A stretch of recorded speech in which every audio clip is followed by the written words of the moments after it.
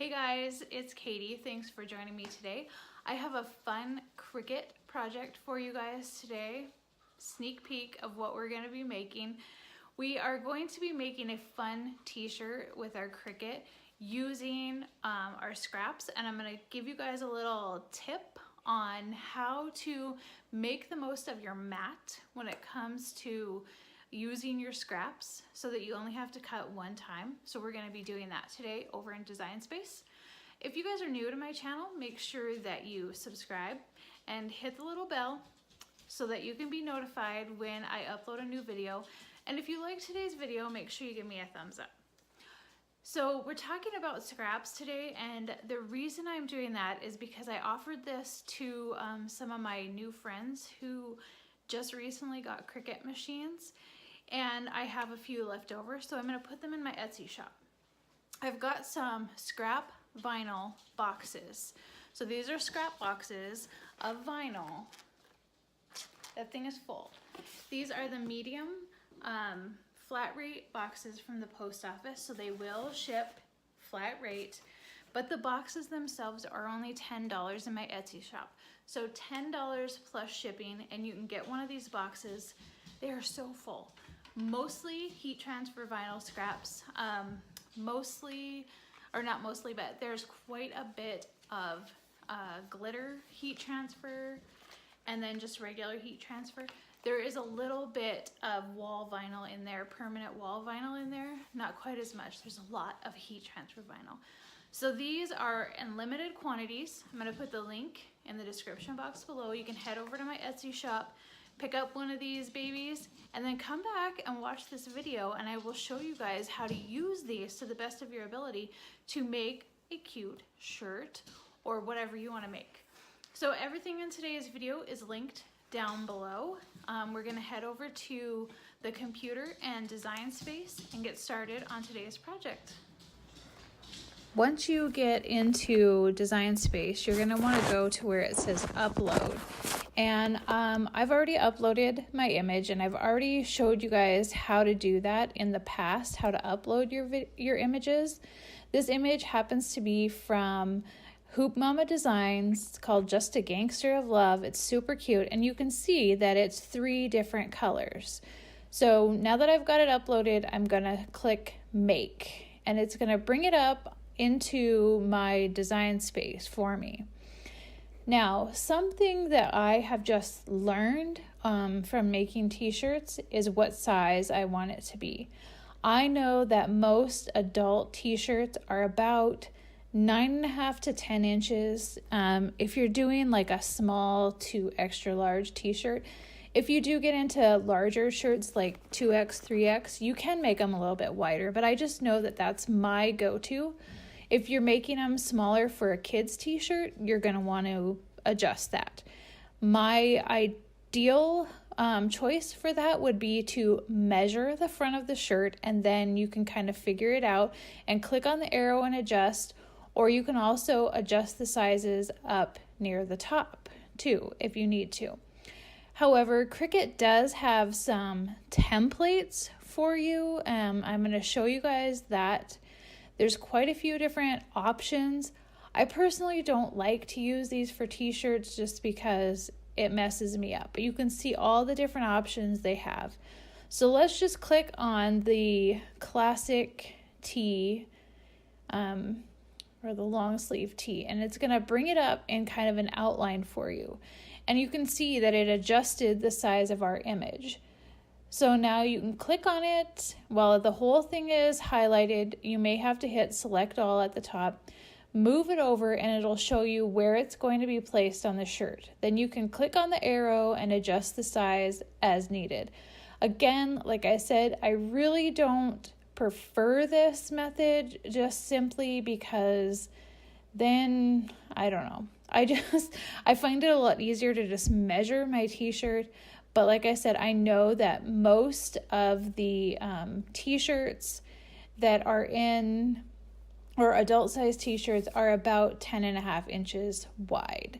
So now that I have got the template off there, I'm not quite sure how to get it back zoomed in. They changed Cricut Design Space on me. So I'm gonna go and fix that really quick, and then I'm gonna show you guys my next little trip. So I've fixed it, I can see it all. One thing you're gonna notice over on the side where all of these different little images are is that they are all separate. We're gonna need to fix that in order to move on with our project today. So what I like to do is, first of all, ungroup. We need to ungroup everything because normally they come grouped, but they are not welded.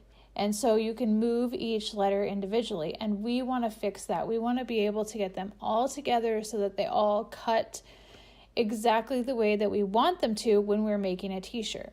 So I click on each individual thing over here on the side, and then I hit the shift button and click on them. And then down below, I hit weld. And now my word is all welded together. I'm going to do the same thing with love. I'm just going to click, hit the shift key, and click again until I have them all highlighted, and then hit weld. Now they're all one thing. Now you can always go back in and re-upload this and do it all separate if you want. But in order to get them to all go together, you need to weld them. So we're going to do the same thing with of, A is fine, obviously, and then gangster. So click on them, hold the shift key, and then weld them. It's really super fast, and it just makes your life so much easier, especially when you are making a t-shirt. You kind of want things to be fairly easy when you get them all cut out, and then you're going, how am I going to put this on a t-shirt? So now that I've done this, if I were to just go ahead and click make it, it's going to put everything on a separate mat. And we don't want to do that today. We want to use one mat, cut everything out. So I'm going to go back, and then I'm just going to click on each individual thing, and I'm going to go up at the top over here. Like I said, they changed everything. So over at the top, I'm going to click red. I'm just going to make everything red, and it doesn't matter for any other reason other than that is the only way that Cricut knows to put everything on one mat. So now that everything is red, we're going to go back over and we can click make it again. And now everything is on one mat. However, I know that of and A are going to be gray. Gangster is black, and just and love are going to be red. So I'm going to move just and love, are going to be red. A and of down to the bottom. And I can kind of see there about what size it's going to be. I'm going to move gangster down to kind of figure it out. Now, when I look at my mat on my desk, I can see that this is about, 5 inches. This one is about 4 3/4 by 12. So then I can go find my scrap of heat transfer and lay it on my mat just in that little area. And I know that it's only going to cut those letters out. Now, this is just a fun way to be able to use your scraps up and only have to cut one time. You can use your scraps at any other time if you want to, but this makes it a lot easier for me. Now, when you're working with heat transfer, make sure you mirror it. You need to mirror it. And now we're going to hit continue. Okay, so I've got my pinkish color I'm going with, and then my black, and then my gray. So it's going to match up with what it says on my computer screen. Okay guys, so I got them all cut out. They cut perfectly, and my camera wasn't rolling when I was cutting it out, but here's how they all turned out. So I'm ready to put them on my shirt. So I've got my easy press ready, and I've just got my small ironing board, and these t-shirts are from Bella and Canvas. They're the raglan tees, and I love these tees, and I think that this is gonna be perfect.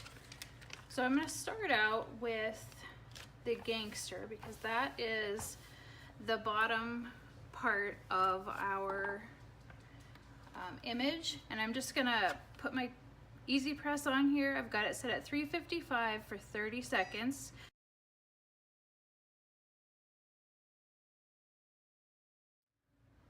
Okay, so I've got all that pressed, and I'm just gonna peel off the transfer. Sometimes, depending on how long you let it cool, will affect it. Now, I can do the pink parts of it.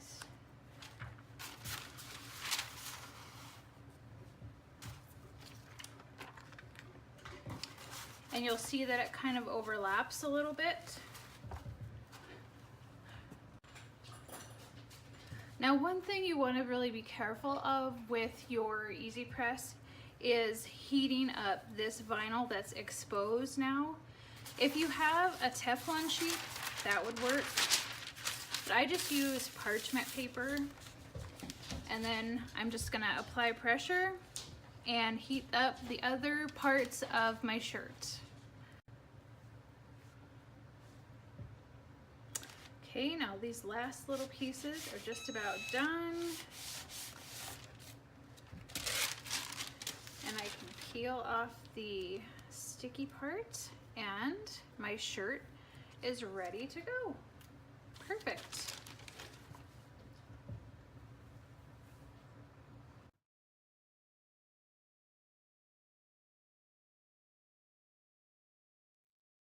I hope you guys enjoyed today's project and this super cute Valentine's Day shirt. Everything that we used, again, is linked in the description box below, and you can find my vinyl box and the Etsy link down